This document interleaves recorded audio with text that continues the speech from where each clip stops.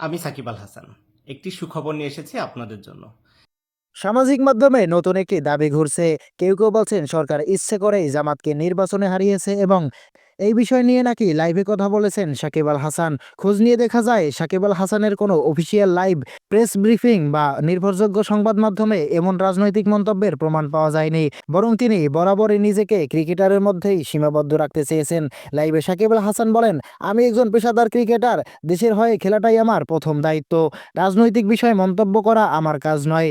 তিনি আরও জানান, ভক্তদের ভালোবাসা ও সমর্থনই তাকে অনুপ্রাণিত করে এবং তিনি চান মাঠের পারফরমেন্স দিয়েই মানুষের প্রত্যাশা পূরণ করতে। অর্থাৎ তার নামে যেসব রাজনৈতিক বক্তব্য ছড়ানো হচ্ছে সেগুলোর সত্যতা নিশ্চিত নয়, গুজব হওয়ার সম্ভাবনাই বেশি। সামাজিক মাধ্যমে কোনো খবর দেখলেই শেয়ার করার আগে যাচাই করার অনুরোধ করছেন সাকিব আল হাসান। প্রিয় দর্শক, আপনার কি মতামত? তারকাদের নামে এভাবে বক্তব্য ছড়ানো বন্ধ হওয়া উচিত কিনা? কমেন্টে জানান আপনার মূল্যবান মতামত।